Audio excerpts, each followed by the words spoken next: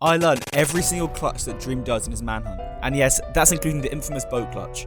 I'll be doing the clutches from easiest to hardest, with the first being the Haybale clutch. If you guys enjoy this video, I'll make a part 2 where I make all these clutches harder. Now, enjoy the video.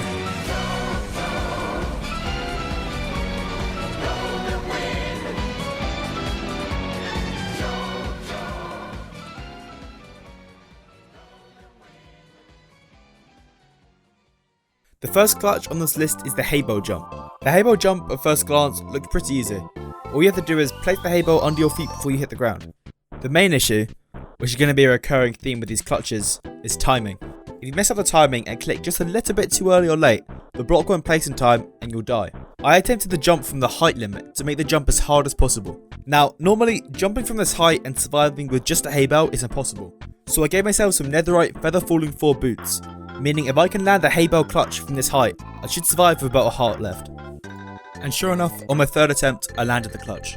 You may be thinking this is a really easy clutch, but don't worry, it only gets harder from here. Next on the list is wall running. As you can see from this clip, Dream wall runs across this wall to escape the hunters in his manhunt. So I built this mini course in the nether to try and replicate it. Basically, what I need to do is wall run across this wall, while only placing blocks where the gold blocks are. This may seem easy at first, but it actually took me a few tries to do it. When I say a few tries, I mean a few dozen tries.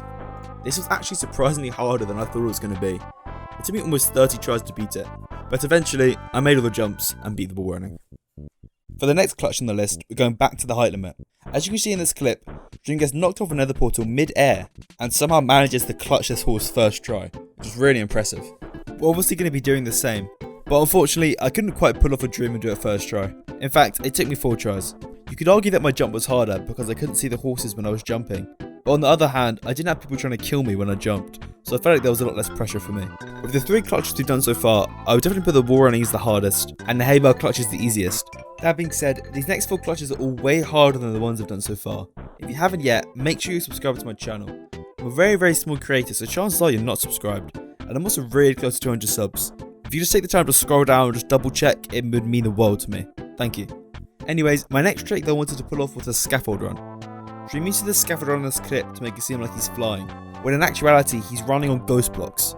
Ghost blocks are blocks only one person can see, that the server doesn't recognise exist. So for example, in this clip, here is a ghost block being made. No one else in this world will be able to see this block except for me, as I made the block. And that's how the illusion of Dream flying is made. At first, I had no idea how the trick actually worked.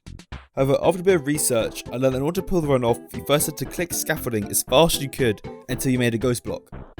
Then you jump onto the ghost block and place a few blocks while running. My goal was to make it from where I was standing to the platform in the distance, meaning I'd had to make about 10 successful scaffolding jumps in a row, which is pretty difficult. The trick for the scaffolding run is really rhythm and getting into time of placing the blocks as you jump. In many attempts, I got about 1 or 2 jumps away from completing it, and then finally, I got the golden run and beat the challenge. This was by far the hardest challenge so far, and the next 3 only get harder. The 5th clutch to do is the Strider clutch. At face value, this seems like the exact same as the horse clutch, but I'll tell you now it's a lot harder. The issue is that when you're trying to do the Strider clutch, you actually go underneath the lava for a few seconds, and in that time you have to look up, find where the Strider is underneath the lava, and right click it to get onto the Strider. It sounds pretty complicated and definitely took me a few tries to master it. Basically, you just have to get lucky with finding the Strider while you're underneath the lava and hope that you right click it in time before you die. Eventually though, after about 10 attempts, my lucky stars aligned and I managed to find the Strider underneath the lava and finish the clutch. The penultimate clutch is maybe one of the most well-known clutches out there, the boat clutch. Basically what Dream does is he runs across the lava using boats, and when he first showed this off in his manhunt, everyone freaked out. This clutch basically incorporates the rhythm of the Scaffold Run, along with having to change your hotbar slot every single time you make a jump, as boats don't stack. I made the platform far enough away, so I'd have to do about 7 consecutive boat jumps in order to complete the challenge, almost double what Dream does in his manhunt. As you can see, it takes me a few tries, but finally, I mastered the rhythm of the boat jumping and make it to the platform. And now, for the finale. Cue the boss music. The crafting boat clutch. This clutch is easily 10 times harder than any other clutch, and doing this clutch can be a video by itself. First of all, you may realise that my setup is slightly different to Dream's when he completes the clutch. Not to discredit Dream's clutch, but the reason he could craft it in that scenario was due to server side lag, meaning he can stay in the crafting interface for longer.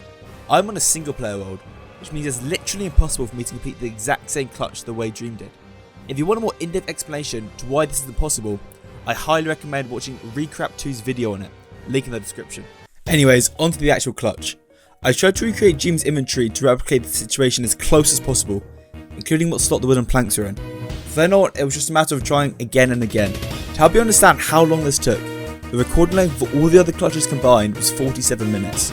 The recording of this clutch alone was 1 hour and 6 minutes. A few times I managed to craft the boat, but I was so taken off guard that I had managed to craft it that I failed the easy part of the clutch. After grinding away for an hour straight, this finally happened.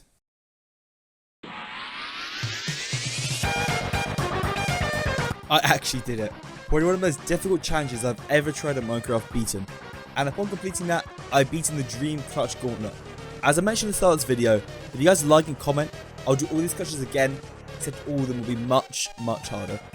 On that note, I stream every single day on my Twitch, and I'd really appreciate it if some of you guys would come along. Anyways, thank you guys for watching, and I'll see you later.